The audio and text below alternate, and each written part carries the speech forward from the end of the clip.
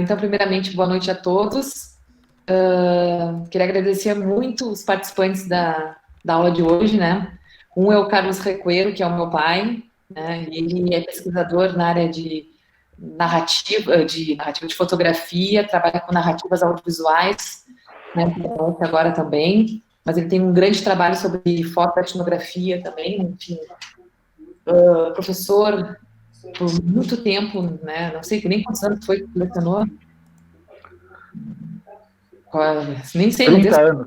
30 anos, né, professor, doutor, então tem que me ajudar porque assim, não está aberto aqui, ele é doutor na área de letras, né, e tem 2 mestrados, um em educação, né, e um em ciências sociais, né? Não, eu tenho um mestrado em desenvolvimento social, onde a minha pesquisa desenvolvia sobre a fotografia como instrumento de educação junto ao movimento dos trabalhadores sem terra, junto ao MST. Eu acompanhei durante 2 anos um acampamento.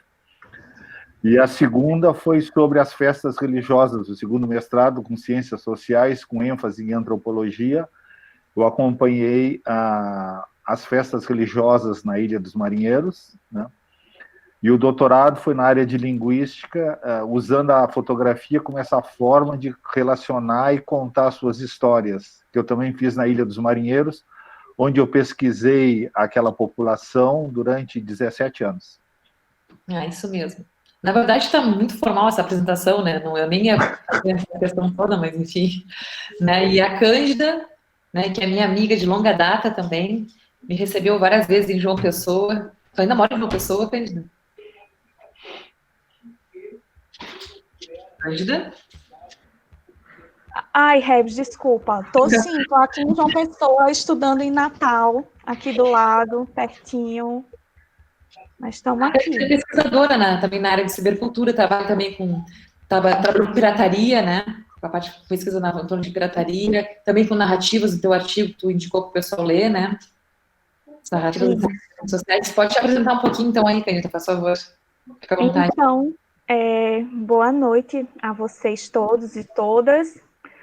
É muito legal, assim, apesar de termos diversas questões que faltam aqui no digital, né, assim, como ver o rosto de vocês, entender um pouco as reações e tal, mas é muito bom poder participar de uma aula, né, de manhã participar de uma aula aqui em João Pessoa, à noite participar de uma aula em Pelotas, né, assim, e estar aqui com vocês para conversar um pouco sobre essas questões que envolvem escritas de si, narrativas, nesse contexto da cultura digital, pensando um pouco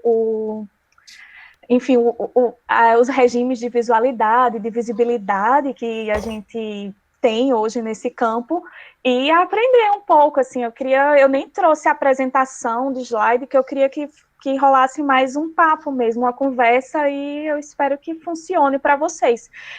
Eu só vou rapidamente dizer que se eu falar algum regionalismo que vocês não entendam, vocês pedem aí que eu faço o Nordeste Translate, tá? Não, tranquilo, tranquilo. A gente também, né? As nossas gírias, enfim. Sim, eu peço. Mas então, pessoal, a gente então vai fazer essa aula de hoje sobre então essas narrativas audiovisuais, né? E as ressignificações que acontecem com esses sites de redes sociais, né? Na cibercultura. E vou então dar a palavra para o Carlos, aquele estranho falar Carlos, meu pai mesmo, né? Iniciar aí falando. E aí a gente pode fazer nesse estilo de bate-papo também, pode falar algumas coisas no pontos, a Teresa também, se quiser, pode trazer alguns outros pontos, né? O que tu acha, pai? Pode ser. Pode ser? Então tá. Pode assumir. Então tá, eu vou começar falando um pouco, nada de cibercultura, nada de fotografia, mas de história. Histórias e histórias, né? Com o seguinte, né? Todo mundo atribui a grande invenção da fotografia a diversas pessoas, mas talvez a pessoa mais importante nesse sistema todo tenha sido George Eastman, que fundou a Kodak, possibilitou o cinema, essa coisa toda. Mas o fato que eu quero relatar, para começar falando da aula de história, foi o seguinte: ele era um bancário comprou uma máquina, um daguerreótipo, uma das primeiras máquinas de invenção, e foi, antes de viajar para a República Dominicana, onde ele queria fazer fotografias, foi bater uma foto de uma ponte. Aquela foto levava cerca de 30 minutos para ser feita. Após os 30 minutos que ele conseguiu revelar a fotografia, ele saiu todo faceiro de dentro da cabine para mostrar a foto para um monte de pessoas que estavam aglomeradas do lado dele. As pessoas, nenhuma quis ver a fotografia, mas todas pediram para ele bater uma foto delas. Então, isso começa a trazer, quando a gente pensa no selfie, quando a gente pensa nessa coisa da fotografia, que a vontade de aparecer na imagem fotográfica é uma coisa nata do ser humano. É uma coisa nata, porque em 1840, que foi essa primeira foto que George Eastman fez dessa ponte, né, as pessoas não estavam interessadas muito em ver a fotografia, mas queriam aparecer na fotografia. Segundo, quando George Eastman, mais adiante, em 1888, ele funda a fábrica Kodak, ele cria uma máquina fotográfica que diz o seguinte: você aperta o botão e nós fazemos o resto.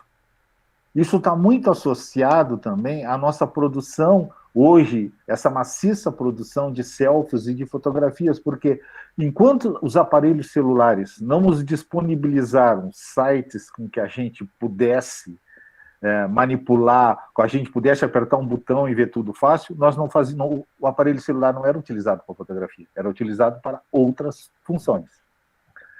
Então, esses dois fatos, assim, além do fato que George Eastman, ele fundou a primeira máquina fotográfica dele, gravava as fotografias num disco de papel fotográfico, mas era um disco.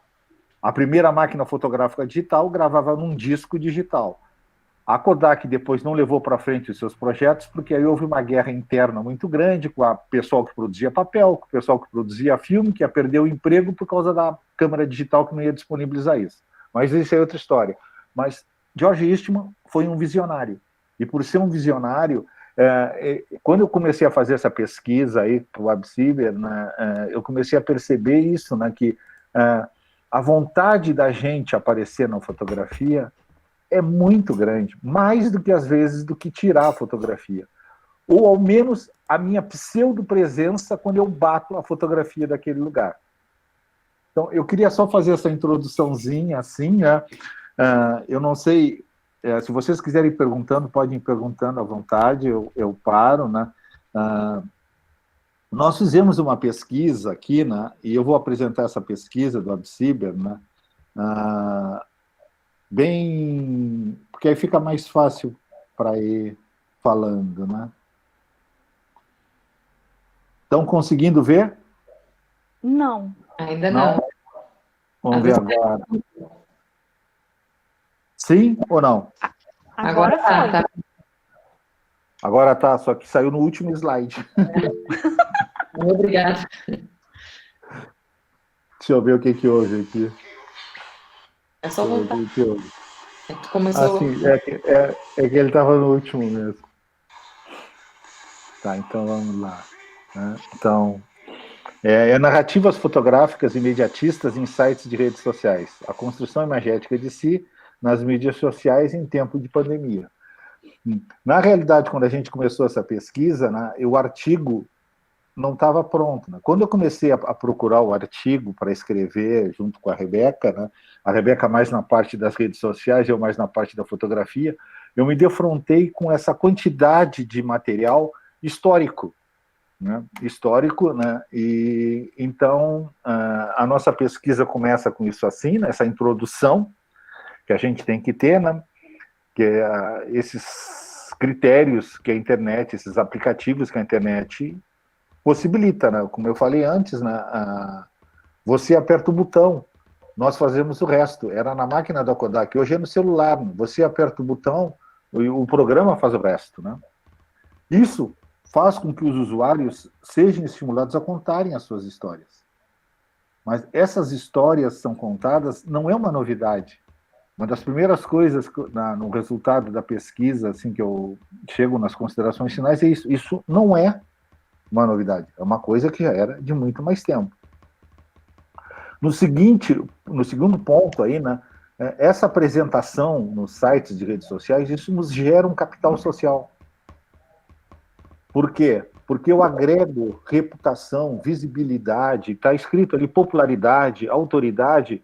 Esse Recuero não sou eu, nem a Rebeca, é a minha outra filha, que também faz pesquisa nessa área, né? Agrega o quê? Eu me torno mais visível, né? Eu me torno mais visível. Né? Então, o fato da gente estar isolado em casa é um viés da pesquisa, porque a forma de eu divulgar minhas imagens, isso estava sempre... foi fato para o ser humano. Foi fato para o ser humano de divulgar suas imagens, né? Vocês olharem a alegoria da caverna de Platão, né, que as sombras, e depois quando a gente se descobre a realidade, né, a gente continua a viver nessa dimensão, né?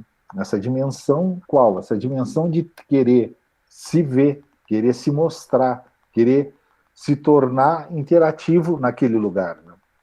Mas, nos atendo aqui à pesquisa, né? Por que agora sobre pandemia? Porque a gente está dentro de casa, então é obrigado a trabalhar nesses sites de redes sociais. Né? É uma forma, é uma coisa moderna, porque potencializada pela pandemia. Né? O nosso objetivo era refletir sobre o imediatismo das narrativas imagéticas de si, né? Especialmente nesse tempo, né? Especialmente nesse tempo de pandemia. Eu não vou ler os slides, eu deixo um tempo assim, vocês vão acompanhando, né? Mas o que eu queria enfatizar assim é o seguinte: nós temos que abrir um leque quando se faz uma pesquisa, não só dentro da nossa área, mas principalmente dentro da área da antropologia e da área de ciências sociais. Porque nada é novo, tudo se repete com outros atores e autores. Né?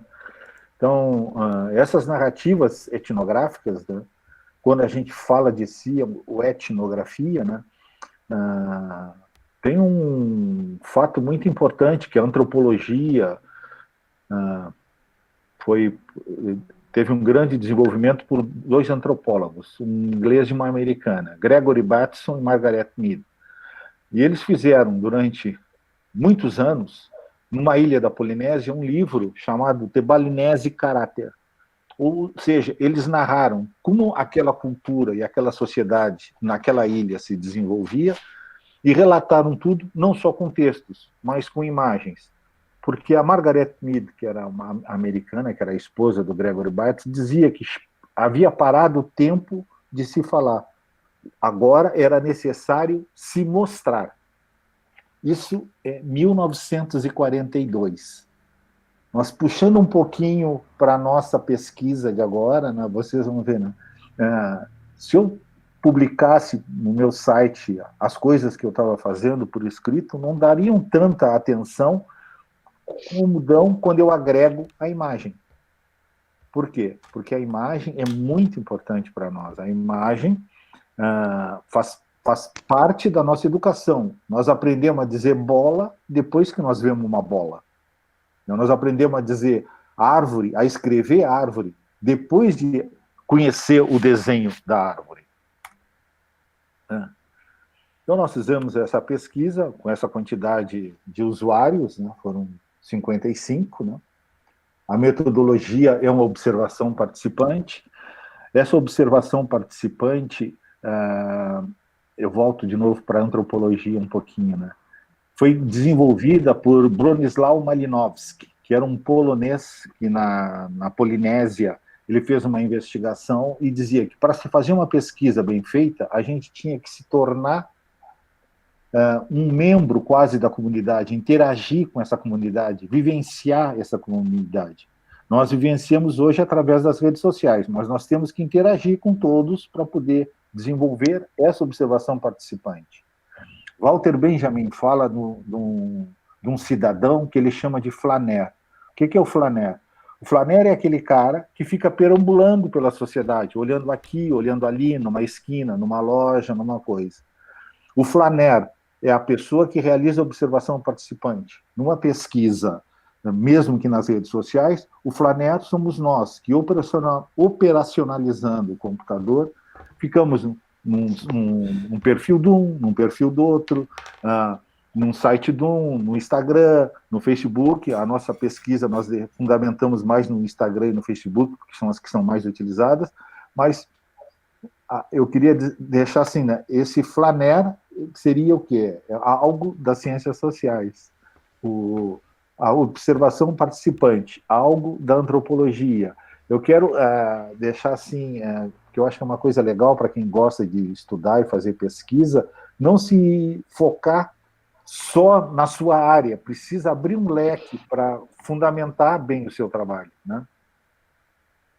Então, vocês podem ver aqui, né, que 98% das pessoas trabalham com imagens, né? 98,2%, né?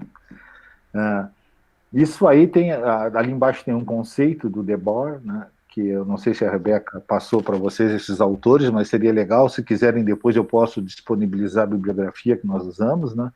Ele fala sobre a sociedade de espetáculo, né? Essa sociedade que quer se mostrar, né? McLuhan dizia que todo mundo busca os seus 15 minutos de fama, né? Isso era na época da televisão, né? Agora se vê que o conceito ainda muda um pouquinho, mas o foco continua sempre a necessidade que eu tenho que me vejam. O Instagram é o carro-chefe, né? Com essa percentagem de gente que respondeu e que o utiliza, né? Independente mesmo do fato do Instagram, às vezes em 24 horas se apagar, né? Mas ele é o mais utilizado, por quê? Porque agora está naquela situação, você aperta o botão, agora não é um, é dois ou três, e nós fazemos o resto, não. Ninguém sabe como é que o site processa a tua imagem, corrige, te adiciona o teste, mas tu sabe que apertando 2 ou 3 botões ele faz. A operacionalização do software nos continua desconhecida. Como continuava desconhecido a operacionalização do processo fotográfico. Os tipos que vocês postam, né? O tipo de foto que vocês postam, né? Aí tem diversas fotos que a gente pegou aí de sites das pessoas que a gente pesquisou, né? Mesmo que não possa fazer aglomeração, o pessoal faz e põe as máscaras, mas eu estou de acordo com a pandemia, mas também não estou, mas eu posto a foto porque eu estou com a máscara, né? Os tipos de fotos que vocês postam, né? Isso aí é muito interessante, né? Que tanto o Facebook como no Instagram, ele nos mostra que a percentual da minha narrativa começa com fotos minhas, com fotos da minha família, com fotos dos meus animais, com fotos dos meus amigos, com fotos dos meus hobbies. Por quê? Porque eu preciso contar o que eu faço. E eu não quero contar com palavras. É mais atraente eu contar com imagens. Porque a imagem me dá uma valorização. Me dá uma valorização da minha pessoa, do meu eu, né? Por quê? Porque eu necessito ser reconhecido, né? É um conceito do Goffman, né? E a necessidade de ser reconhecido pela imagem é bem mais fácil do que pelo meu nome, né? Quantos Carlos devem existir no mundo, né? Mas Carlos com aquela carinha é um só, né? Então, a internet e os sites de redes sociais fazem com que a gente potencialize a nossa visibilidade da nossa identidade, né? Fotografias ou vídeos? Eu me atenho mais a fotografias. Vídeos são uma sucessão de imagens gravadas, a qual, reproduzidas em determinada velocidade, sugerem o movimento, né? As motivações para a postagem são essas aí, né? Interessantemente, né, é de mostrar o meu trabalho, construir histórias e a minha identidade, né? A sensação de pertencimento e aumentar os contatos e os amigos, né? O ego aparece como a última, né? A última dos critérios que as pessoas nos responderam, né? Podiam marcar mais de uma resposta, né? O tempo dessas fotografias serem tiradas até serem postadas volta um pouquinho para a história da fotografia, né? Quanto mais rápida a imagem chega, mais rápido eu queria vê-la, agora eu quero mostrá-la, né? Antigamente a gente, para vocês terem uma ideia, um filme de slides, que era um filme com uma certa qualidade, a gente tirava as fotografias, eram reveladas no México e levava 6 meses para voltar a fotografia que tu tinha tirado. Isso é uma coisa impensável hoje em dia, eu esperar 6 meses para postar minha foto, né? Mas, alguns anos atrás, quando a fotografia analógica dominava o mercado, fotografias de alta qualidade feitas por profissionais levavam 6 meses até que viessem reveladas e postas prontas para serem utilizadas, né? A questão da foto antiga e batida no outro dia, né? O famoso TBT, né? Até eu gostei muito, eu li o artigo da Cândida, gostei muito de uma expressão que ela usou ali, né? E que é mais ou menos o que eu penso, né? A foto de TBT, para mim, é algo que mostra algo que potencializa uma coisa que eu fiz. Tem que ser uma coisa muito legal para mim mostrar de novo. Eu não vou botar uma foto de uma coisa antiga que não dê valorização para minha pessoa. A minha foto, que eu vou postar no outro dia, ela tem um capital de valor social muito grande, algo que me chamou muita atenção, algo que me marcou, e por isso eu mostro ela acoplada com a siglinha ali, a TBT, né? @TBT, né? As diferenças entre os stories e o feed, existe uma comparação entre o Instagram e o Facebook, né? Essa foto fui eu que bati, né? Quando a NASA construiu uma estação espacial ali no Cassino em 1966, né? Era o meu tio e o meu irmão, né? E por que eu publiquei essa foto? Porque ela mostrava para os meus primos, que nasceram muito tempo depois, né? Que o pai deles tinha estado na base da NASA, que foi construída em 1966 aqui no Brasil, né? Na Praia do Cassino, ainda por cima, né? Então, a qualidade não é muito boa, mas ela tem o quê? Aquilo que eu disse para vocês, né? Um valor, não só um valor sentimental, mas um valor histórico, um valor, um peso para o personagem que aparece, né? A importância da fotografia que eu cortou um pouquinho, né? Isso são respostas, né? Mas ali onde está grifado com outra cor, né? É o que nos responderam as pessoas com as quais nós pesquisamos, né? A interação acaba sendo no tempo real, mostra para os outros o tempo real, exato momento, sai fora do contexto, né? Se nós retornar um pouquinho para aquela foto, né? Mostra ele lá no tempo real, quando estavam para preparar os foguetes, que ia haver um eclipse. Essa base da NASA, ela possibilitaria que fossem disparados alguns foguetes aqui da Praia do Cassino em direção ao Sol, que era um eclipse lunar, para a NASA estabelecer alguns parâmetros para a primeira viagem do homem à Lua, né? Então, esse é o significativo que eu quero dizer com o @TBT, por quê? Porque tem esse peso, né? Essas narrativas fotográficas sempre elas procuram narrar alguma história, né? Alguma história, e eu desenvolvi um termo no meu doutorado que eu criei se o Achuti, que é um grande pesquisador da URGS ali de Porto Alegre, ele usa a fotoetnografia, ou seja, a fotoetnografia é narrar atividades dos seres humanos através de imagens. E quando eu fiz o meu doutorado, eu desenvolvi um termo chamado a fotoetnotextografia, porque agora não basta só mostrar a imagem também. Eu tenho que agregar junto um textinho para contar a minha história, né?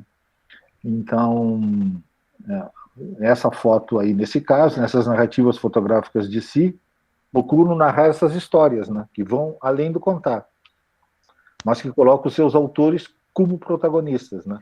Essa é uma narrativa de uma imagem só, né? Mas existem algumas narrativas de outra imagem. Hoje, com a pandemia, potencializou a vida, que parece que ela virou só virtual, né? Embora seja um momento, eu acho que não voltaremos a viver como antes, vai haver uma mudança enorme, né? Uma mudança enorme, não se sabe qual, mas essa produção, essa divulgação, essa contar histórias de forma virtual vai ficar, né? Vai ficar, né?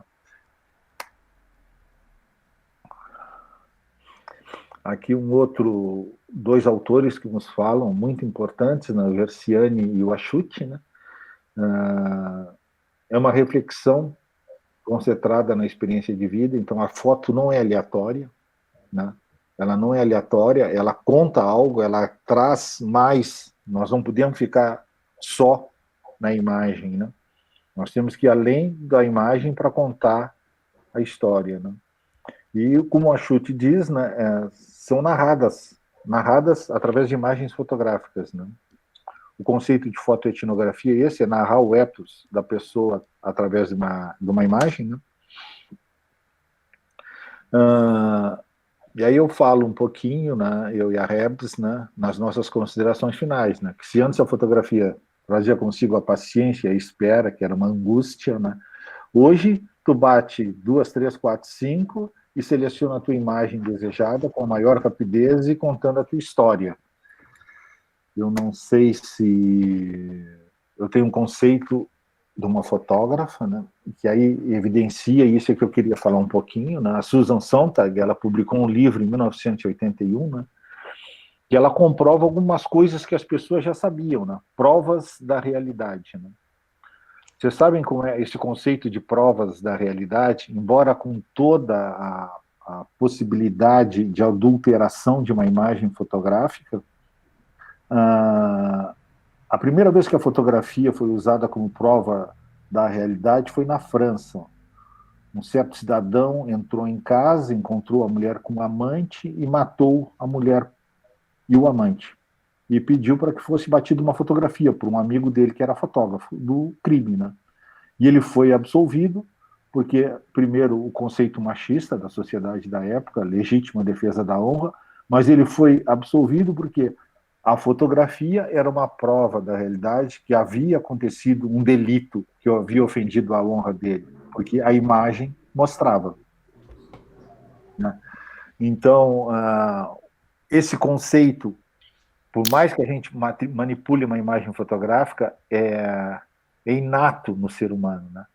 Se eu vejo uma fotografia, eu já acredito que é verdade, né? Agora, pegando as fotos de manifestações de apoio ao presidente da República, né, vocês podem ver que depende do ângulo, tu tem diversas verdades, né? Dos apoiadores, parece que é uma multidão, dos que pensam mais com a cabeça e fotografam de longe, percebe que é meia dúzia, que o ângulo, então, a minha prova da realidade eu posso adulterar conforme o ângulo, conforme a técnica fotográfica, e o meu valor da imagem, o valor social que ela vai ter, diminui conforme eu for o ângulo que eu bati a fotografia, né? A Amos é uma escritora, Ruth Amos, que trabalha com a linguística muito, né? E ela fala essa construção de si, né? Essa construção de si é uma coisa muito, com a Paula Sibila também, né? A Paula Sibila também fala muito, né? Debord fala a sociedade do espetáculo. Não sei se eu estou falando demais, vou mais rápido um pouquinho. Pode ir, tranquilo. Hein? Tranquilo? Tá Pode. ótimo. Tá. Então, essas narrativas imediatistas foi potencializada pelo aparelho, né? Pelo aparelho, mas não, a gente já tinha essa necessidade dentro de si, né? Fotografia é uma das coisas, Susan Sontag diz que a coisa que mais se faz no mundo depois de sexo é bater fotografia. Ela disse isso em 1981, né? Então, eu acho que aqui, não sei se é melhor deixar para perguntas, né? Eu tinha, deixa eu ver aqui que eu tinha deixado aqui uma coisa anotada, que assim, que era aqui, né? Era a fotografia, ela mostra uma questão de realidade, né? A realidade que é inerente, o que eu fotografo, de alguma forma existiu, faz parte, uma pseudo-realidade, mas existiu, né? Ela é muito utilizada na construção da minha imagem, na construção da história que eu vou contar, né? E qual é a forma, né? Eu não conseguia me ganhar capital social porque eu não tinha dinheiro para publicar um livro. Hoje as redes sociais me disponibilizam que eu tenha a possibilidade de contar minha história todos os dias escrevendo um capítulo, ou escrito ou imagético, mas eu tenho essa possibilidade. Então, os sites de redes sociais nos potencializaram essa coisa, né? E as narrativas imediatistas, né? Porque é muito importante, para mim, agregar valores sociais, que eu mostre que eu estou em Paris, que eu estou em Londres, que eu estou jogando futebol com um craque, que eu estou assistindo um show, que eu estou fazendo uma comida ou bebendo uma bebida caríssima, estrangeira, ou indo numa festa sensacional. Por quê? Porque todos esses acessórios que agregam a imagem fotográfica ao lado da minha pessoa me dão ganho social, né? Ganho social entre o pessoal que vai ver a minha imagem, né? Um ponto só, desculpa te interromper, mas só para complementar, que tu estava chamando com relação à fotografia imediatista, bom, qualquer narrativa a gente pode pensar nas produções audiovisuais também, nos stories, como a gente estava falando, no próprio no feed, né, como tu chamasse, é que antigamente a fotografia, como tu bem colocasse no começo da tua fala, ela tinha todo um processo, né, mais lento de construção, as pessoas esperavam até a fotografia aparecer, e me parece também que às vezes essa fotografia, ela tinha um valor maior de permanência, ou seja, como essa foto atrás de ti, por exemplo, tem uma foto ali no momento dos teus filhos, né, que está aparecendo ali atrás da tua cabeça, que ficava aquilo ali registrado e tem um valor. Só que agora, justamente com esse artigo que eu escrevi junto contigo, que a gente trouxe essa questão da imediatez, é que a ser imediato tem muito mais valor, parece pelo menos, a gente não pode afirmar com certeza, mas parece ter mais valor a fotografia, a produção audiovisual imediata do que tinha anteriormente, justamente por essa questão, né, da efemeridade das coisas, né? A gente pode pensar na sociedade líquida do Bauman, que ele fala, né? Mas hoje a fotografia, ela tem não só a fotografia, mas as produções audiovisuais, elas têm um valor agregado muito ligado ao jornalismo, a gente poderia pensar até. Porque o jornalismo, o que tem de importância é o do momento real, o que está acontecendo agora. O que passou já não é mais importante. E a imagem, né, essa imagem, essa produção audiovisual, parece adquirir esse valor também, que é potencializado pelos sites de redes sociais, né? Para essas possibilidades que tu colocasse, as tecnologias que vão oferecendo smartphones, enfim, né? E o TBT surge, eu acho, justamente com a possibilidade... E o TBT surge justamente com a possibilidade de que tu possa ser permitido tu retomar o passado agregando valor, porque supostamente, né, não tem graça. Inclusive, um dos entrevistados que nos responderam disseram que às vezes eles postavam fotos que tiraram há tempos atrás, mas não colocavam a hashtag TBT nem nada para as pessoas pensarem que eles estavam fazendo isso nesse momento. Então, essa questão da imediatez é muito interessante com relação à imagem, né, que constrói a veracidade, mesmo a gente sabendo que são manipuladas, que não é bem assim, ela testa essa veracidade, ela mantém essa aura de que é verdadeira, né? Então, poderia complementar isso, né, que é um ponto que me chamou muito a atenção. A Gisele Frendel diz uma coisa muito interessante, né? Que é outro fato histórico. Ela escreve um livro de fotografia, ela escreveu um livro chamado Fotografia e Sociedade, que logo que ocorreu a Revolução Industrial e a migração para a América, né? América como um todo, mas principalmente a América do Norte, né? As pessoas tinham duas coisas que elas não sabiam. Elas não sabiam escrever e os pais, com a chegada mudando o período social da história, do feudalismo para a história, os pais casavam 2 filhos e exportavam eles para a América. Esses filhos encontravam com a única forma de comunicação viável com o pessoal na Europa através da fotografia, porque eles não sabiam escrever, nem os pais sabiam ler. Então, a proliferação de fotógrafos na América, na época da imigração, foi algo assim assombroso. E aí vem a questão da imediatez e a questão também da manipulação, né? Porque óbvio que um imigrante não ia ficar rico de um dia para o outro. Mas os estúdios fotográficos na América do Norte disponibilizavam algo que vocês talvez já tenham feito na Fena Doce, aquelas roupas que a gente entra e se traveste vestido com pessoas da antiguidade, ou com imigrantes, ou com aquelas coisas. Na época, eles travestiam as pessoas assim, com fraque, cartola, vestidos de baile, de festa, e mandavam essas imagens para os pais na Europa. Os pais achavam que os filhos tinham sucesso, exportavam mais filhos para a América. Mas, então, a veracidade da fotografia, ela tem 2 pontos aí, né? É real, a foto como ela foi feita, embora ela não conte a verdade. Sim. Ainda sobre essa questão do imediatismo, da imediatez e da efemeridade, enfim, que alguns espaços, né, do digital começam a trazer para a gente, como o Stories e tal.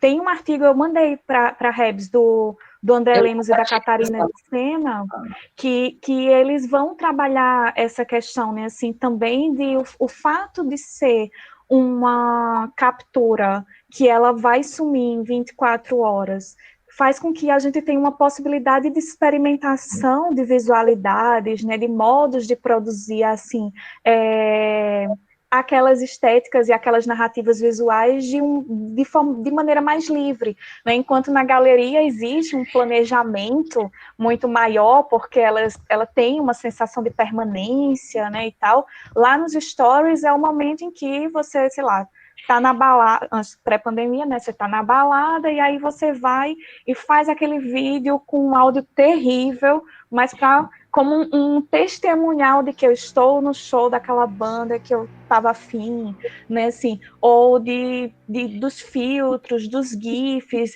de agregar, eu acho que o conceito que o professor Carlos mencionou, né, assim, de agregar textos para além da foto, né, o conceito de foto-etnotextografia, ele se encaixa perfeitamente nessas novas visualidades aí dos stories, né, que também são bem interessantes para a gente se provocar, né, porque no fim das contas, essas novas narrativas, esse próprio formato, né, de pensar um vertical, né, tipo vídeo de forma vertical, a foto de forma vertical, começa a ser repensado outras estéticas, que a TV vai ter que repensar como vai passar esses vídeos, né, e aí tentou, né, o William Bonner bem que tentou educar a gente de filmar deitado e tal, né, o Brasil que eu quero, tinha todo esse apelo, mas as pessoas, elas já incorporaram novas estéticas que vieram desses espaços, né, então são coisas bem interessantes para a gente pensar.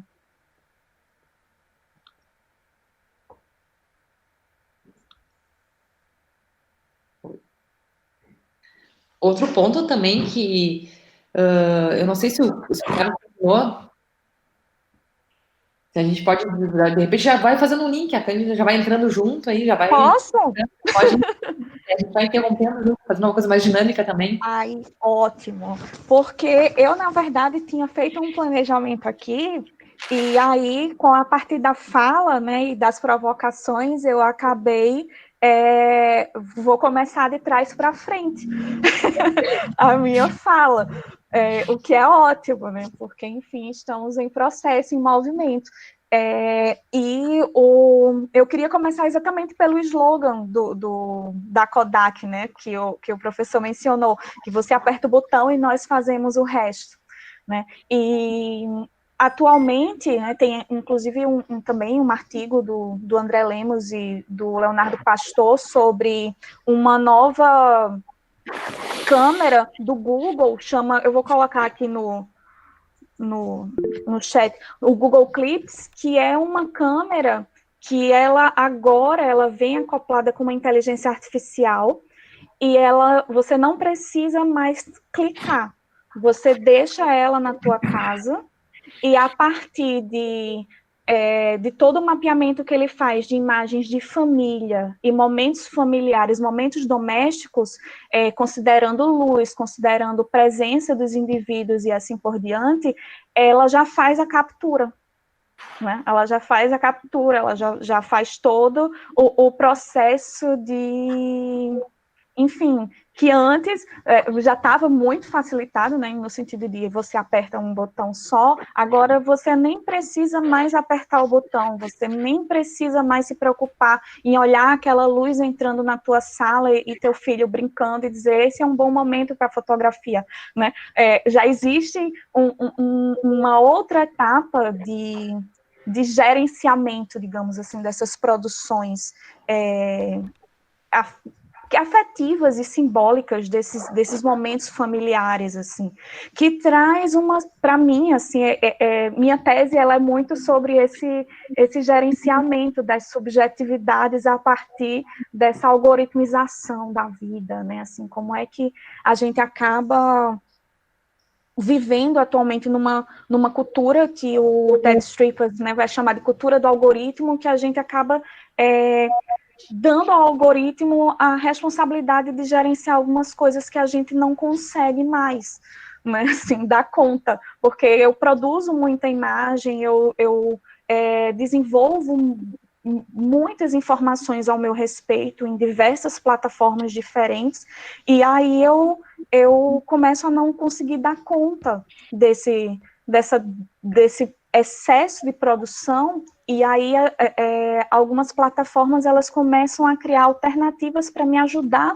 a gerenciar essas memórias, né, assim, apesar da gente estar falando muito sobre efemeridade, o meu campo de análise, né, de pesquisa atualmente, ele tá muito vinculado à memória mesmo, né, essas memórias que são mediadas e essas escritas de si na cultura digital, e aí eu penso muito também nessa escrita, obviamente, como processo e de reescritas constantes, assim, de uma memória que ela, antigamente, ela tinha uma certa aura e um certo status de legitimação, e que agora a gente tem a necessidade de trabalhar numa perspectiva mais editável dessa memória.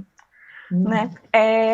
E aí eu fiz um artigo, foi em 2018, apresentei no CISECO, que era sobre os finais de relacionamento, né, assim, como é que as pessoas relatavam os fins do relacionamento no Facebook.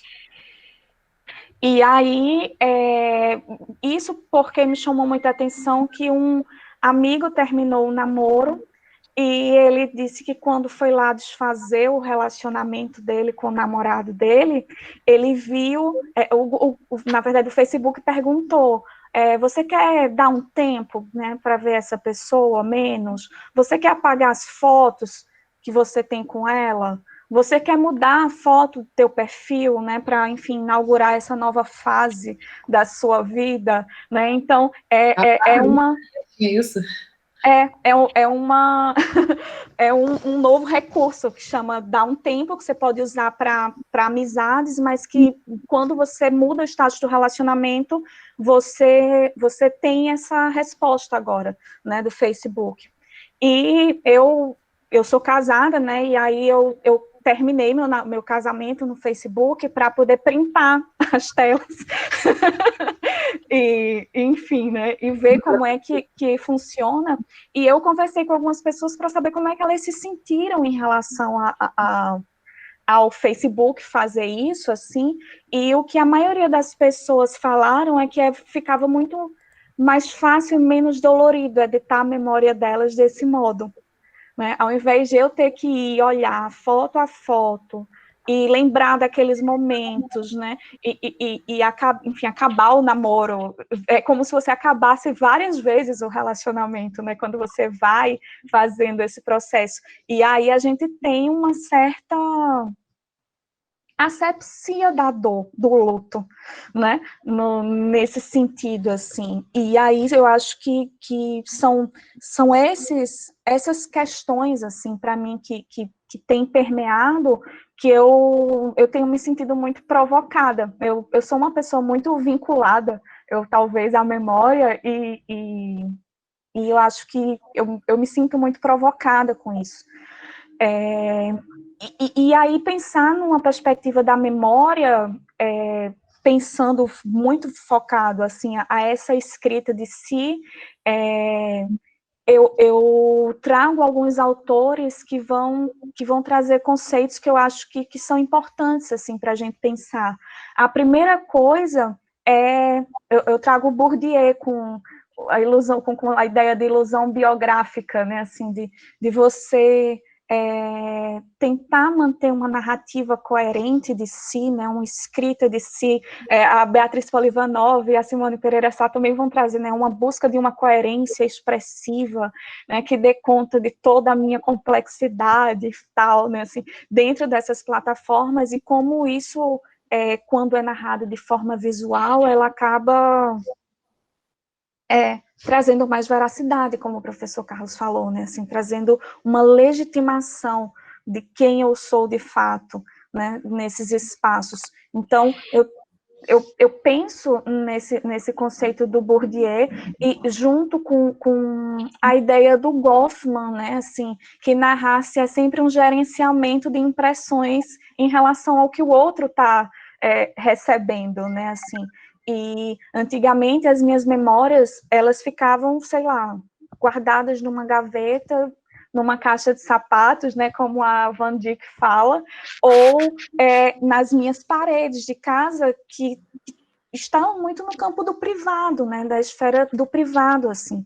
E aí, quando a gente começa a narrar-se num espaço público, como são as redes, né, as plataformas de redes sociais, e que a gente tem o que a Dana Boyd vai chamar de colapso contextual, né, assim, eu tenho, sei lá, no meu, eu falo muito de Facebook e Instagram porque são as plataformas que eu tenho analisado mais, mas, assim, no meu Facebook tá lá minha mãe, tá minha amiga da época do colégio, estão meus alunos, né, que eu também sou professora, estão meus colegas de trabalho, e o porteiro do meu prédio.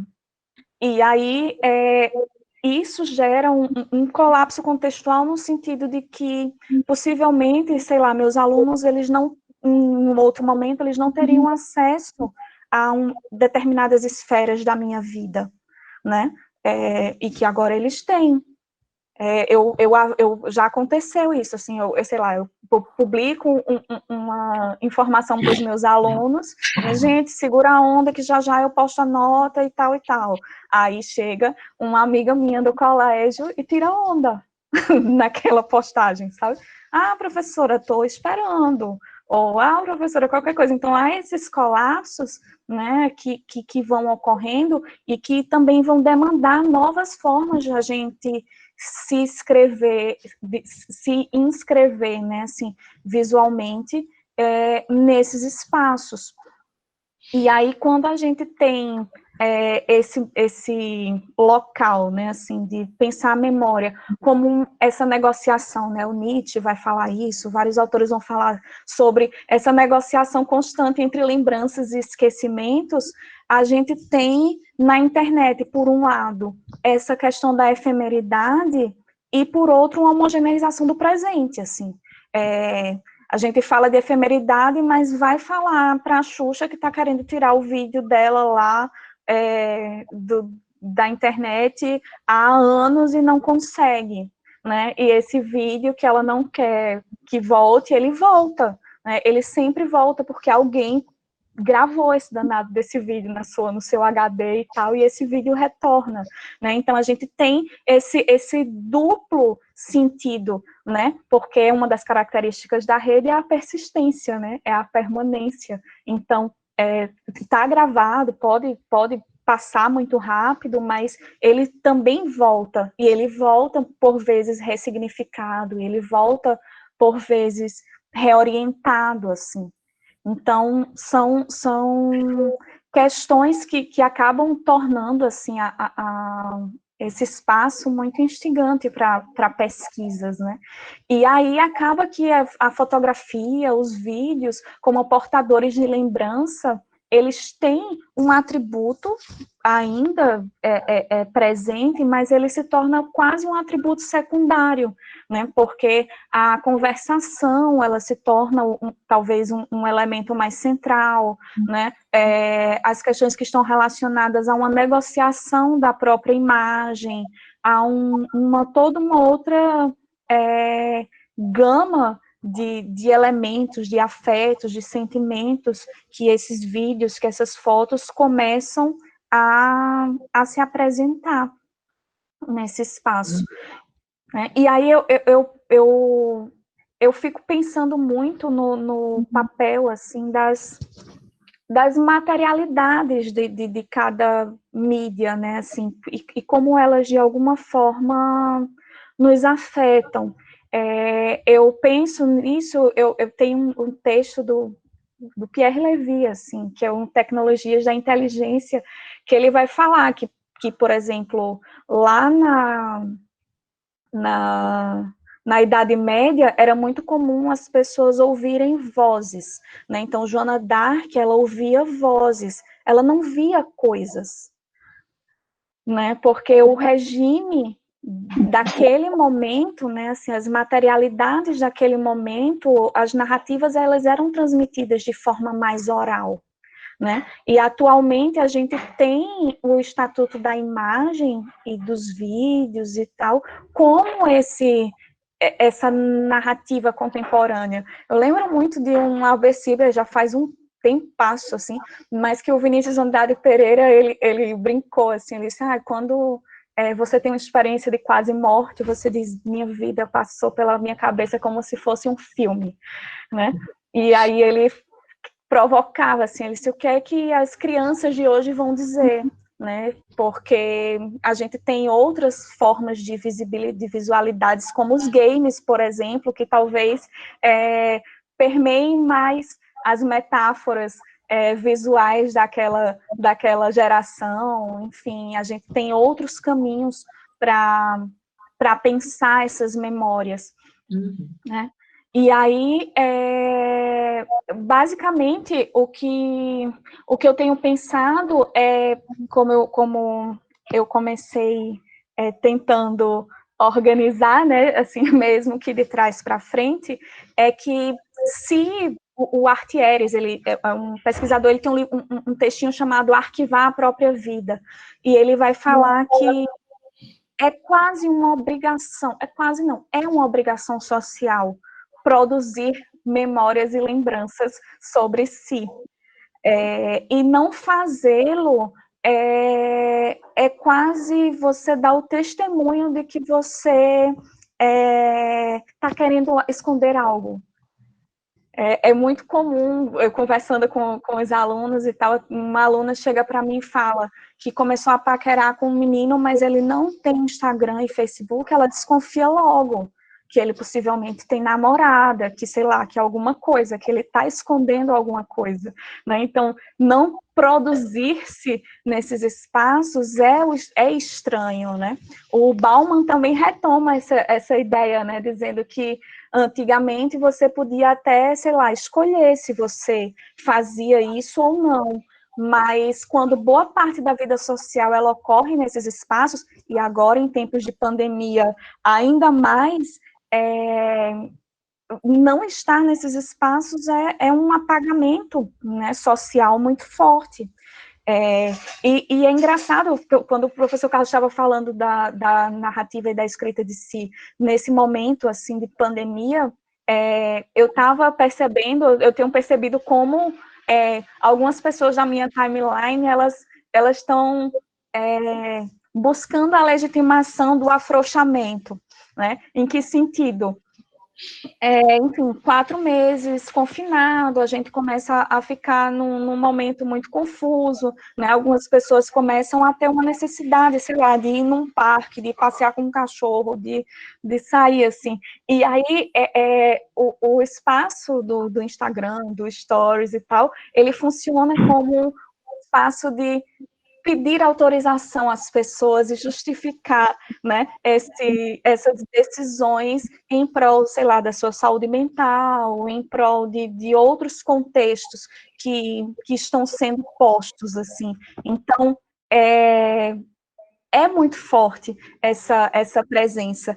E quando eu falo do gerenciamento, assim, de como a gente acaba, de alguma forma, por vezes, não deixando, mas utilizando de forma muito consciente, muitas vezes, assim,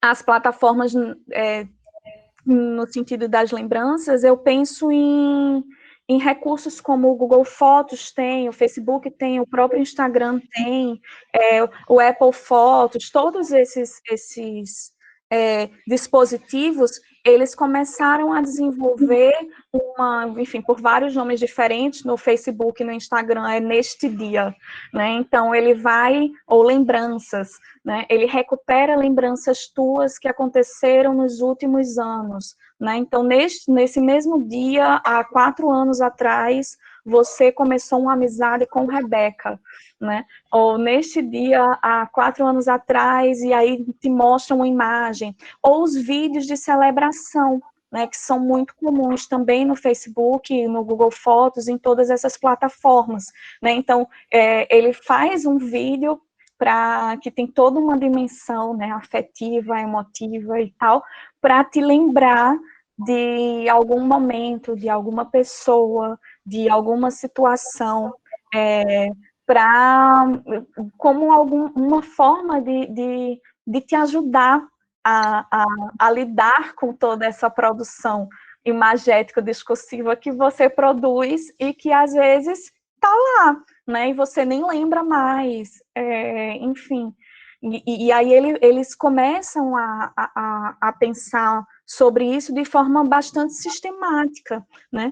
Tem um aplicativo específico que faz o gerenciamento de todas essas questões, né? O Time Hope, você cadastra todos esses lugares que eu tenho chamado de todos esses espaços de memória, né? Você cadastra todos eles lá e ele vai meio que te lembrando as coisas, né? Até mesmo os espaços efêmeros dessas plataformas, como o Stories, por exemplo, ele arquiva, né? Por padrão, ele arquiva. Você pode solicitar ser desarquivado, não arquivar, enfim, mas ele arquiva.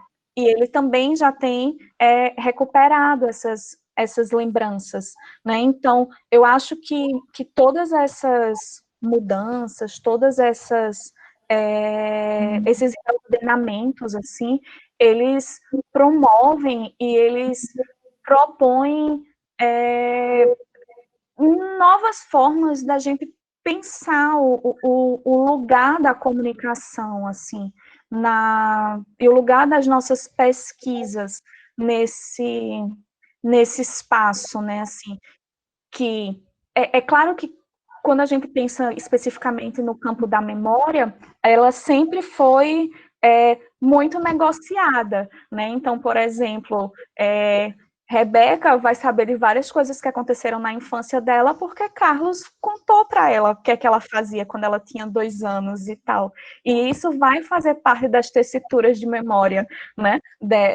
Enfim, de Rebeca, de Carlos, da família e assim por diante.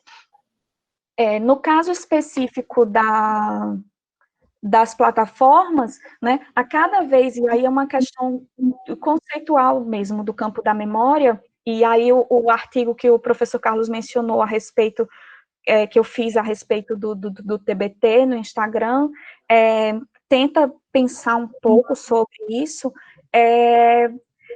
que a cada vez que a gente evoca uma lembrança, a gente não está lembrando do fato em si, do evento em si, mas a gente está fazendo uma reescrita, né? Não é um replay, é uma reescrita, né?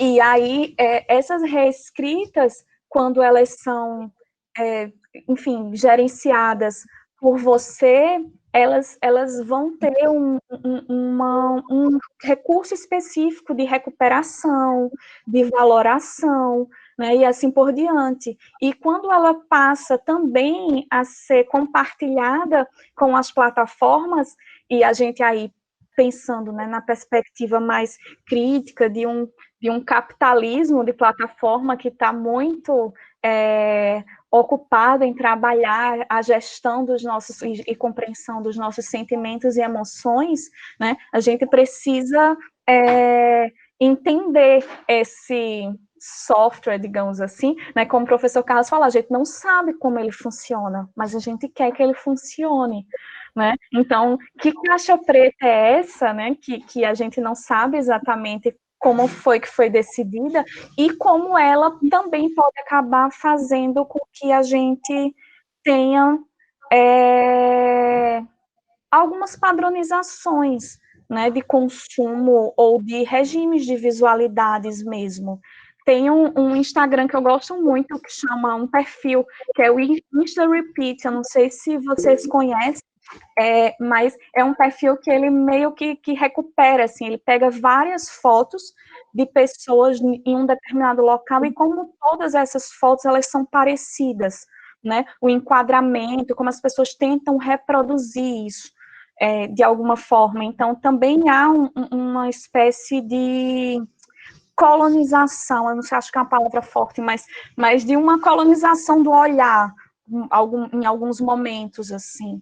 E eu acho que são essas as abas, né? Vocês viram que eu abri várias abas aqui para a gente começar a pensar sobre elas, e estou à disposição.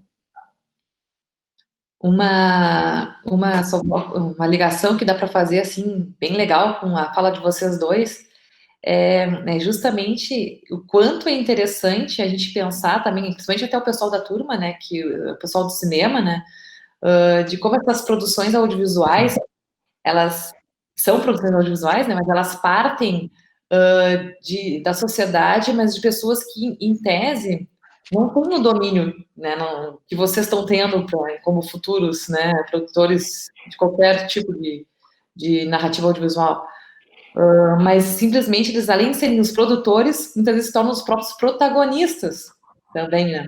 Então, de como aí há um campo muito vasto para se pensar e para se pesquisar a produção audiovisual, e que faz parte do pessoal do cinema, que faz parte da gente também, né? Que com essa disciplina de pesquisa em produção audiovisual, como eu falei para vocês, então eu quero instigar eles também temas que são interessantíssimos e que são capazes de trazer contribuições maravilhosas para, né, a área do cinema, né? Então é uma ligação muito forte que tanto na fala do Carlos como na fala do Carlos, né, na fala do meu pai, enfim, né, que trazem essa percepção muito forte para mim, assim.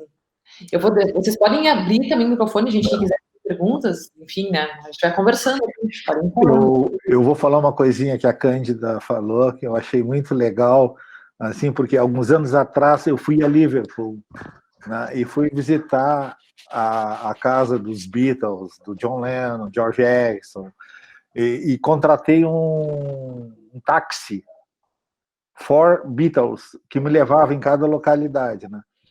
A coisa mais interessante é que falando a tua fala, eu estava rememorizando isso aí, que quando eu chegava na frente da casa, o motorista do táxi descia, pegava a minha máquina e dizia: olha essa foto aqui como foi tirada do John Lennon agarrando o portão. Agora você pare no mesmo lugar e agarre o portão para mim bater a foto. Então, querendo agregar essa coisa que tu falaste, stand repeat, né? Porque ele tinha em diversos lugares históricos a pose que os personagens originários haviam usado, e ele fazia com que os novos personagens posassem da mesma forma para ter aquela lembrança, né? Quando a Rebeca falou aí agora dos alunos pensarem essa coisa, né? Uma das coisas mais instigantes que eu recebi foi de um aluno, Bruno Maestrini, né, que ele foi fazer mestrado em fotografia nos Estados Unidos, e que foi pedido para ele fazer um audiovisual sobre fantasmas de uma prisão. E ele tinha apenas as celas vazias para fotografar, né?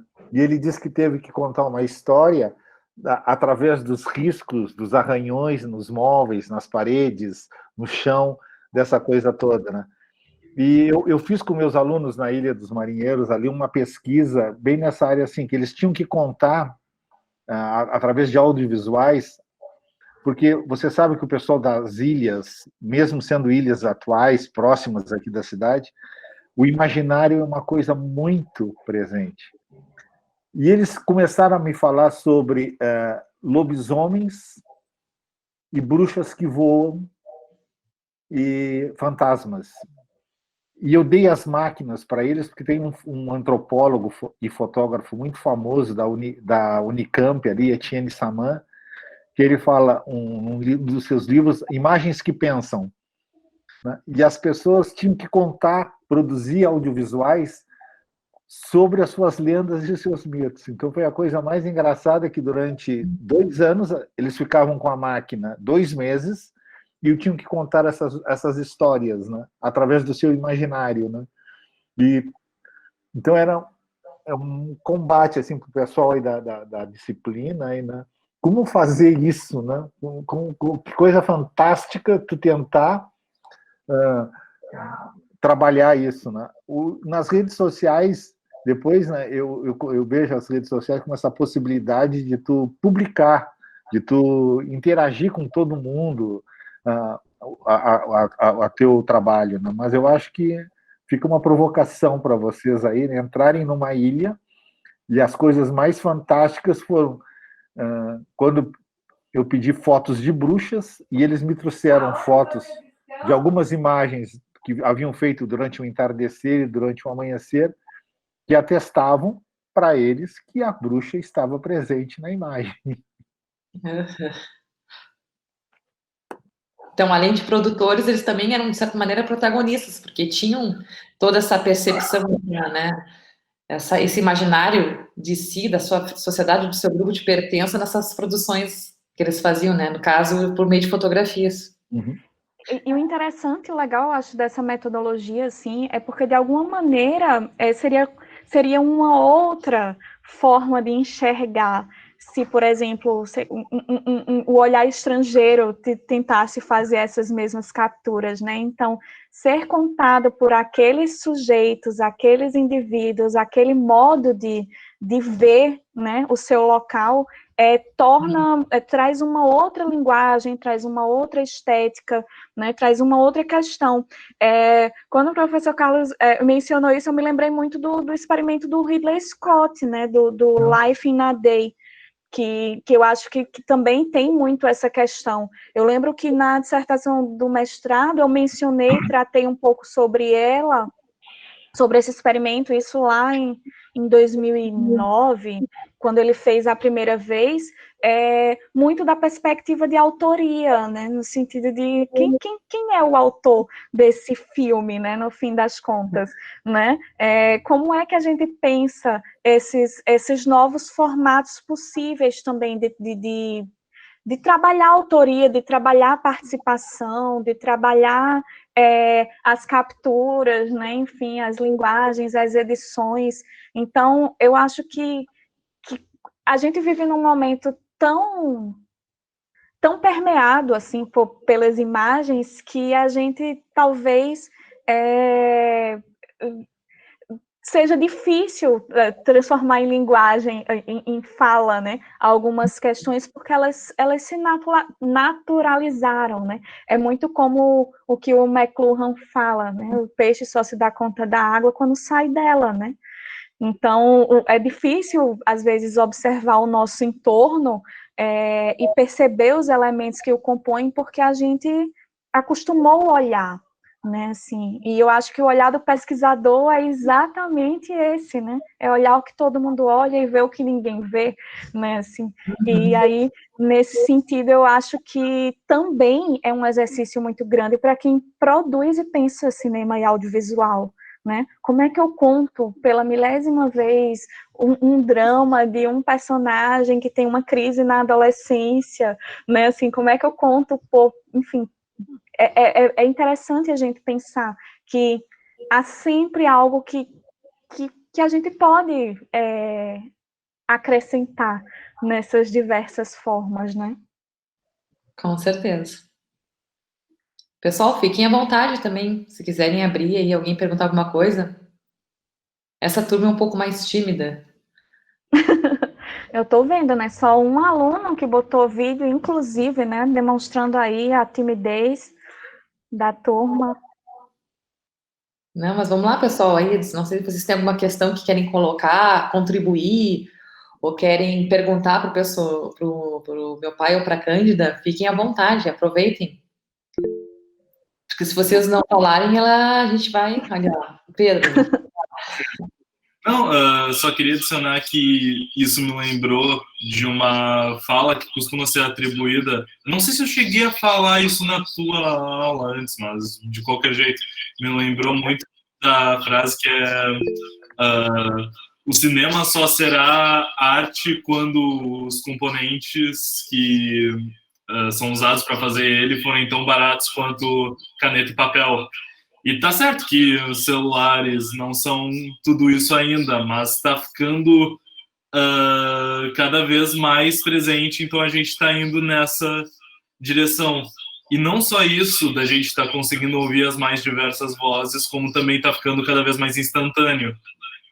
O que dá uma visão completamente diferente do que a gente tem, do que é um filme, um filme real, né? Porque antes o filme real era só o que era feito por um estúdio, com uma grande equipe, mas está indo no caminho de ficar cada vez mais individual. E os sistemas de produção e distribuição também, né? Assim, eu acho que como existem vários outros formatos de distribuição nesse sentido, eu fico pensando aí como consumidora, tá? Não como pesquisadora. Eu fico pensando, por exemplo, sei lá, em como algumas plataformas de streaming, elas também ajudam a gente a gente que eu falo, o público de um modo geral, não a gente enquanto comunicólogos, enfim, mas a abrir o olhar para outras linguagens audiovisuais de outros lugares que não única e exclusivamente o estadunidense, hollywoodiano, enfim, né? Até ouvir, né? Desde ouvir outros idiomas com mais frequência, né? Até ver outras formas de produzir aqueles conteúdos audiovisuais, né? Enfim, é muito interessante pensar que isso está chegando para um público que antigamente não chegava. Né, assim, eu sempre conto essa história e como vocês estão me vendo pela primeira vez, é muito bom contar a história repetida nesse caso,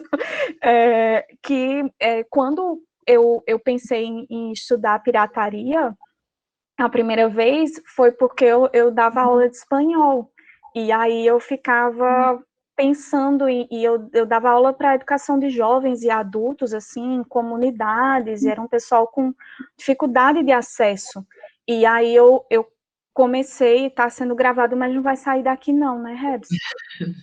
Não, fica disponível só ali para o pessoal da turma. Ok, e aí eu comecei a gravar filmes e músicas para eles, e eu entregava para os alunos, assim, para eles manterem o contato, né, assim, de alguma forma com audiovisual. E aí eu descobri que um dos meninos gostava muito de cinema, e aí a gente conversava muito, e aí um dia ele chega para mim e pergunta se eu assisti O Cheiro do Ralo. E O Cheiro do Ralo, assim, vocês devem conhecer, é um filme independente, é um filme lá do B, não está no circuito, não é uma coisa que a gente vê na sessão da tarde, né, assim, e a gente estava falando de uma comunidade com muita dificuldade, e na época a internet não era tão boa assim, né, que a gente não conseguia ver tantos vídeos e tal, E aí eu falei a ele que eu tinha visto, ele, e aí, tu gostou? Eu disse, gostei. Eu disse, você? Ele disse, eu adorei. Eu disse, mas como foi que você teve acesso a esse filme? Ele disse, não, é porque lá perto de casa tem uma locadora de DVD pirata. Eu não posso comprar um DVD pirata por R$5, mas eu posso alugar por 2. E aí eu vou lá e vejo, né? Então, assim, é claro que a gente está aqui entrando numa outra esfera, né? Enfim, numa outra lógica, mas o que eu gosto de pensar é no acesso, né? No sentido do acesso, de como outras linguagens, outras formas de enxergar o mundo, elas começam a transitar, né, em contextos que antigamente elas não transitavam. E aí eu acho que dialoga muito com a fala que o Pedro trouxe, né, da popularização, né, no sentido do acesso aos sistemas de produção, aos modos de distribuição, né, e eu acho que aí numa perspectiva da cultura digital, eu acho que, e das plataformas de redes sociais, enfim, isso vem acontecendo e se reordenando, né, aos trancos e barrancos, né, com algumas questões que a gente precisa fazer a crítica e tal, mas entendendo que o mundo está reordenado, né, de uma outra forma. Uhum. A Júlia, não queria falar, a Júlia disse nervoso em vídeo online. Não precisa ficar, gente. Aqui, na verdade, na verdade é estranho, mas a gente deveria ficar mais nervoso, eu imagino. Deveria, não sei porquê, mas eu imagino presencialmente, concretamente, do que talvez em vídeo, né? Mas não sei por que eu penso isso. Mas, enfim, podem abrir, pessoal, aí, né, conversar. Aproveitem para perguntar dúvidas que vocês têm com relação a isso, com relações às pesquisas que eles desenvolveram.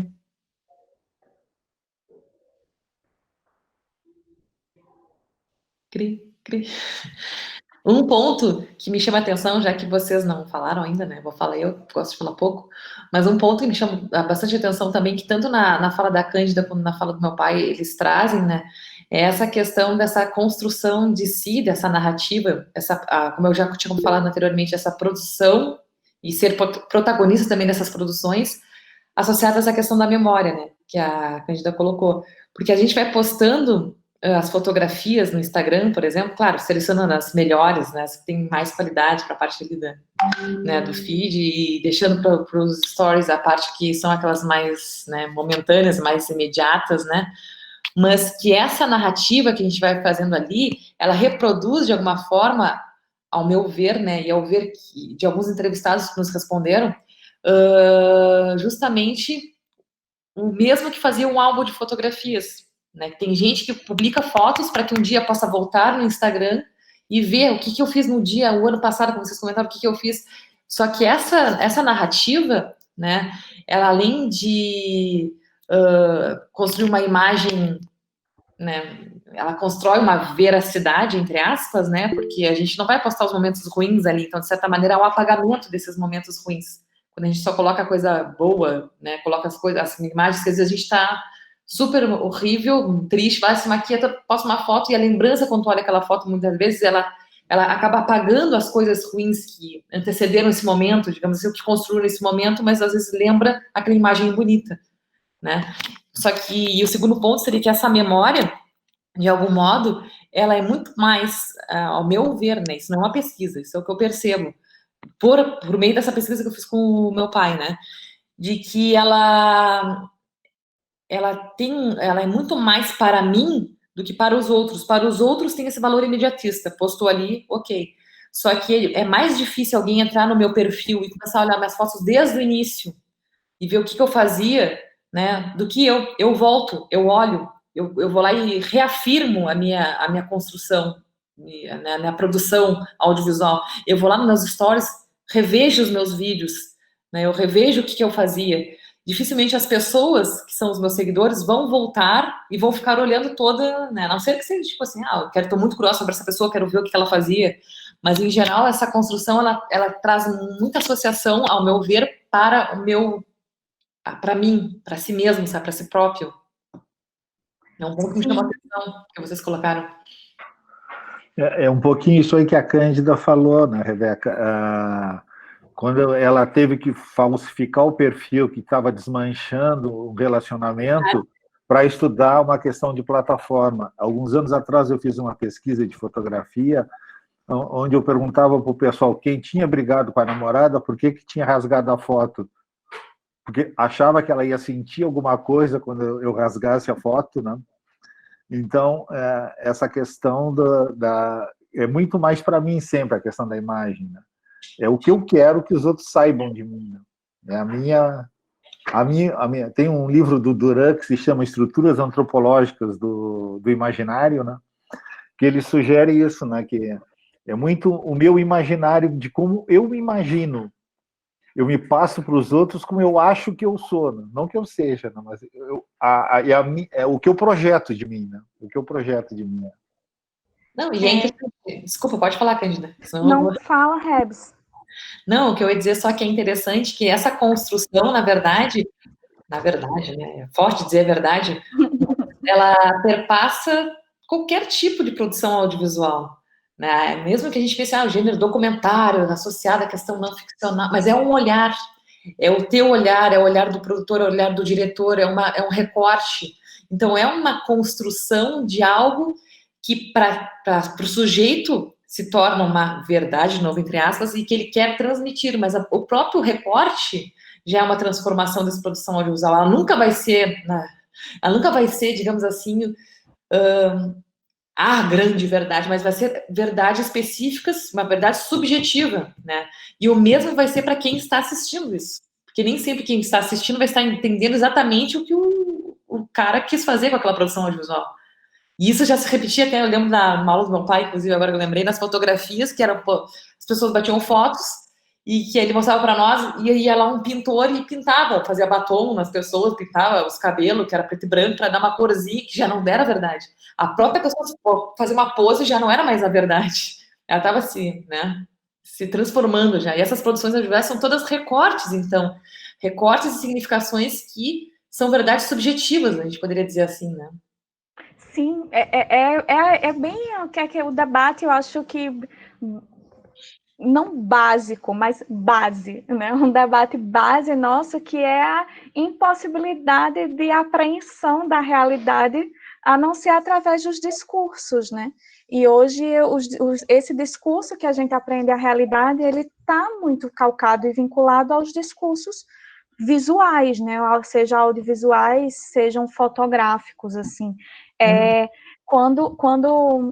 Duas coisas, assim, uma você falou, a mediação, ela deveria diminuir o nervoso, né, assim, apesar da Júlia estar ali falando nervoso de vídeo online e tal, né, mas, em tese, ele diminuiria, e existem pesquisas que falam que diminui mesmo, Rebs, assim, tem um experimento do Derek Kerkhoff, que eles colocam duas pessoas de costas, né? Ou seja, elas estão no mesmo espaço, mas elas estão conversando mediadas por uma tela, e elas apresentam uma desenvoltura performática ali naquele espaço, se sentem mais confortáveis do que se elas estivessem se olhando, né? A Sherry Turkle vai falar muito isso, né? Também, de como a gente acaba negociando isso, né? E um outro ponto é que essa questão de uma construção para si, né? Como você falou, assim, dificilmente alguém vai lá e vai rever o meu perfil, né? A não ser em situações muito particulares, em situações muito específicas, a pessoa vai lá olhar a tua narrativa por inteiro, né? Assim, mas você faz, né? E você faz para si, e isso é uma tentativa, de alguma forma, o Artieres fala muito sobre isso, né? Que escrever-se é uma forma de resistência, é uma forma de você dominar a sua própria narrativa, né? Não vai ser ninguém que vai dizer quem eu sou eu que vou construir enfim, essa imagem, essa expressão acerca de mim mesma, né? E eu penso muito em como a gente conversando sobre audiovisual, tem uma parte da tese que eu estou pensando sobre como a metáfora de memória ela vem mudando, né, ao longo das narrativas que permeiam a sociedade, e como a gente, como o cinema pensa memória, né, vinculada ao digital.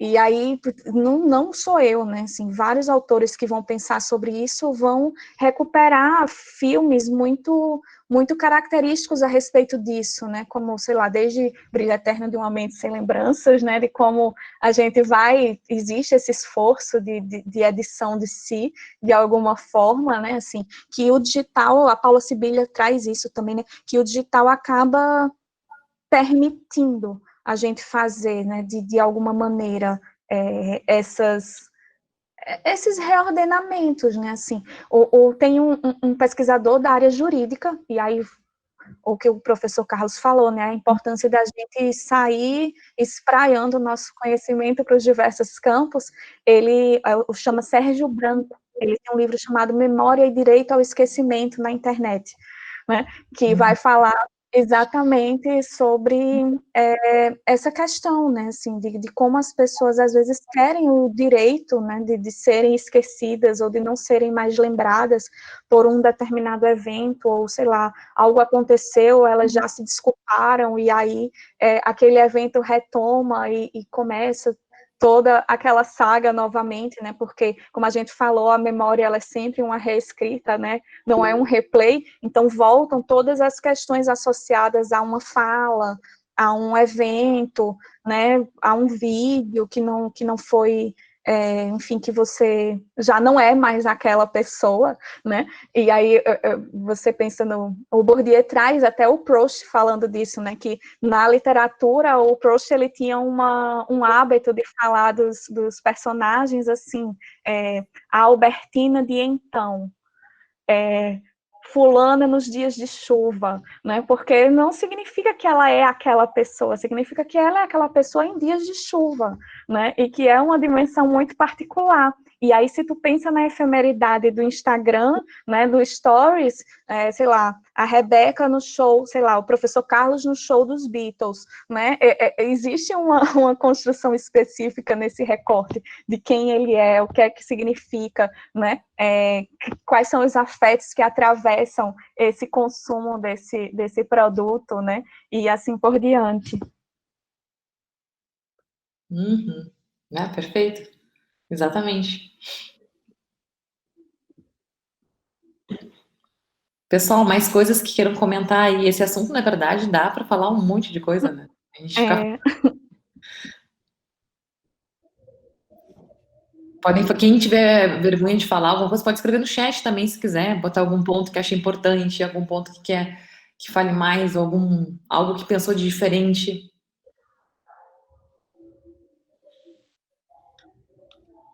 Deixa eu abrir aqui, só que eu estava com o chat fechado. Então,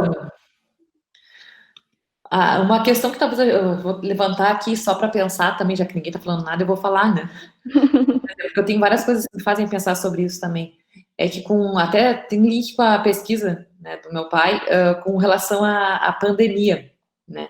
Que justamente por essas produções audiovisuais, elas estão tomando uma proporção assim nunca percebida e nunca vista antes, digamos assim. Pessoas que às vezes, né, isso até por questões de necessidade de interação, né, as pessoas precisam interagir socialmente, as pessoas, né, apesar desse distanciamento, elas precisam conversar, precisam dizer como é que estão, precisam falar com os familiares.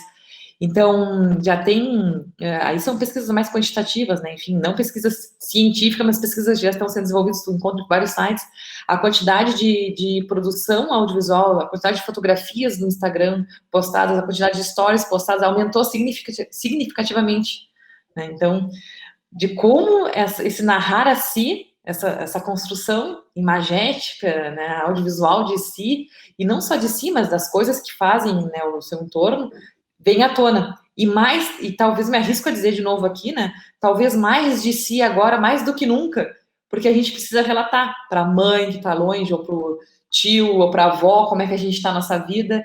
Então, me segue no Instagram, né? Me segue no Facebook, eu posto no Facebook, eu conto a minha vida e vou narrando, né, essa produção. A pandemia, de algum modo, ela tá, ao meu ver, ela parece, né? Eu não fiz pesquisa sobre isso, mas pela pesquisa do Carlos já há indícios disso, né? Ela parece estar potencializando ainda mais esse show do eu, né? Essa sociedade do espetáculo, né? Essa coisa de eu estar em ênfase, que também tem ligação com o que a Cândida já disse, né? Que tu tem que estar, tu tem que aparecer, né? Tu tem que estar, senão tu não é vivo. Eu já falei isso numa aula, colocar o nome de alguém no Google e não aparecer nada, tu pensa que a pessoa morreu, que a pessoa não existe. Então, como assim não aparece em nenhum lugar, né? É muito estranho, tem alguma coisa para esconder, né? Não tá no Facebook, tem alguma coisa que ele está escondendo. Então, isso é potencializado ainda mais nessa situação de distanciamento social. As fotografias, elas ganham uma importância, assim, nos sites de redes sociais, não só fotografias, os vídeos também, fundamental, associada a essa troca de capital relacional, né? Não só informacional, enfim, os outros tipos, cognitivo e tal, mas de tu poder estar em contato, né? E tu vai contar a tua história, tu vai ter esse contato por meio das narrativas audiovisuais, né? Que as pessoas vão produzir. E a gente nem entrou nas lives, né?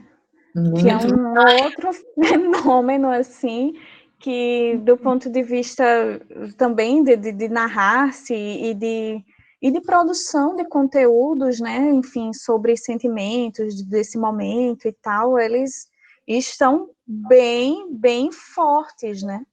E que se associam diretamente com uma pesquisa que apontou ali o Carlos, né, da imediatez.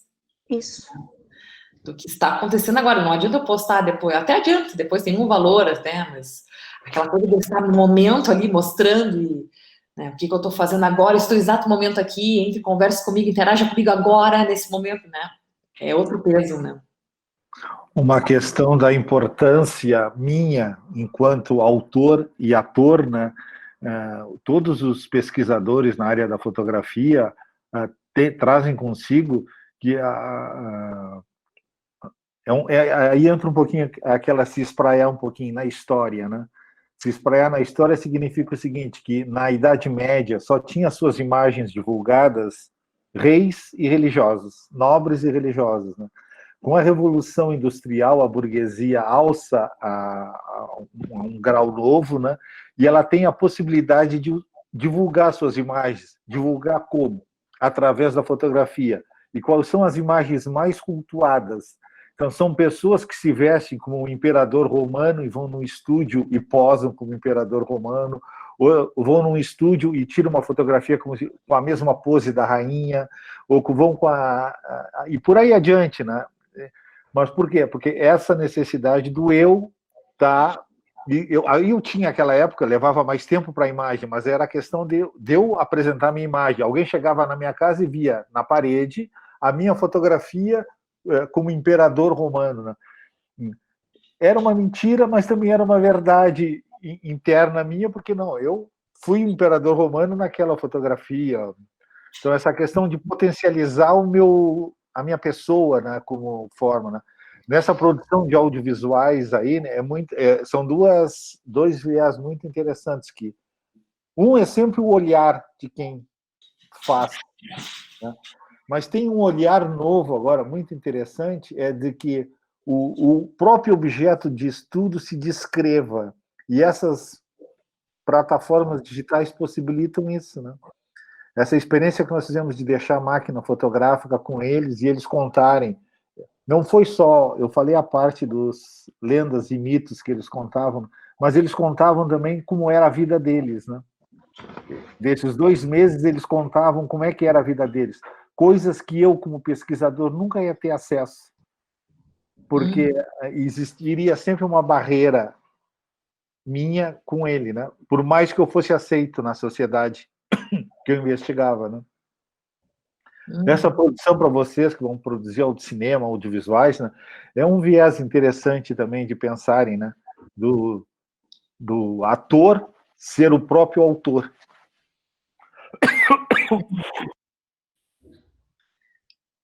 É verdade. Pessoal, aproveitem mais alguma questão. Querem colocar mais alguma coisa?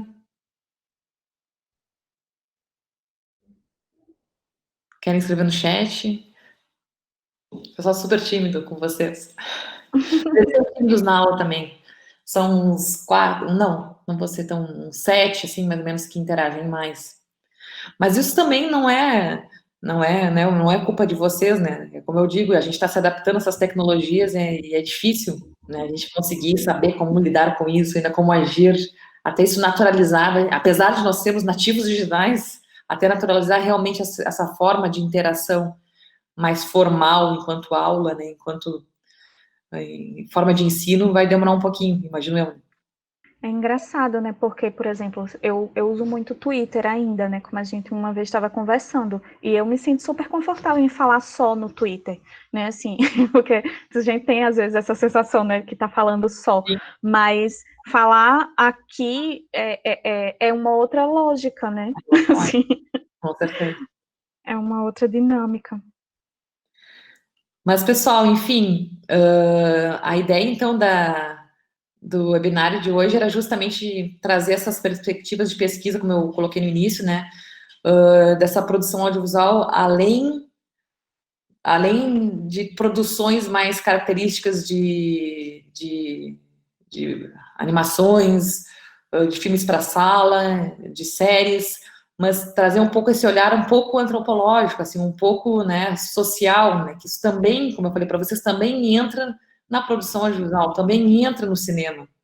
Fazer cinema também é conhecer a sociedade, né? A gente também tem que entender esses outros pontos, né, que vão englobar esse sistema, né? Então, a ideia era justamente de trazer dois pesquisadores que trabalham, né, um pouco fora do que a gente costuma ver, né, nas aulas de cinema, de animação e cinema audiovisual, né, outras perspectivas de se pensar a pesquisa.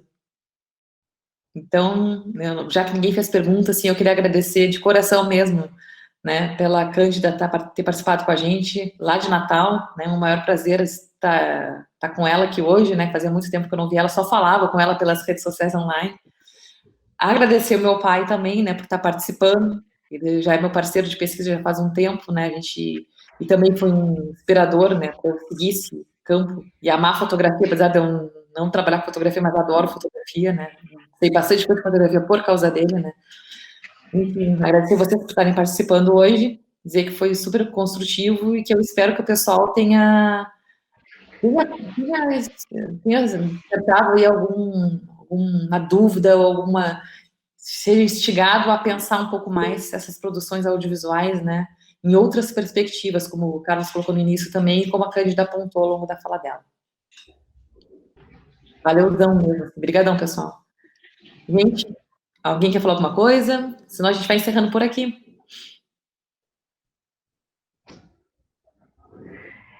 Eu só queria agradecer também o convite enfim, de poder conversar, de a gente poder trocar, de eu conhecer o professor Carlos, que eu não conhecia, enfim.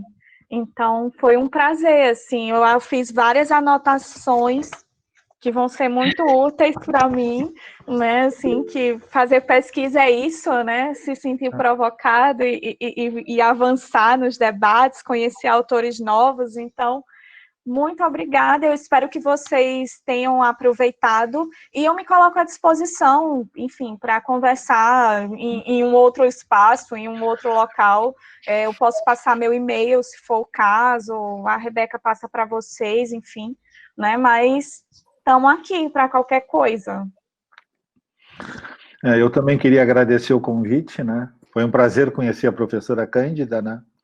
E, assim, o que vocês tiverem... a minha pesquisa foi sempre muito trabalho de campo, né? Eu passei 16 anos numa ilha investigando a população e fotografando e fazendo pequenos vídeos sobre eles, né? Então, essa produção de audiovisual e fotográfica, assim, o que vocês quiserem depois perguntar, eu posso sugerir livros, bibliografia, essa coisa toda, né? Porque tem que se espraiar, não pode ficar só nos livrinhos que a gente recebe da faculdade ali, que é o mínimo que o MEC exige, mas não complementa, não agrega muita coisa ao conhecimento de vocês. Tem que ir mais, tem que ir além, né? Obrigado pelo convite. Não, a gente agradece. Então tá, pessoal, é isso. Então, boa noite.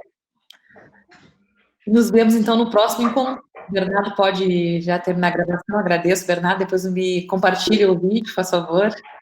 E é isso, gente, valeu, obrigado mesmo.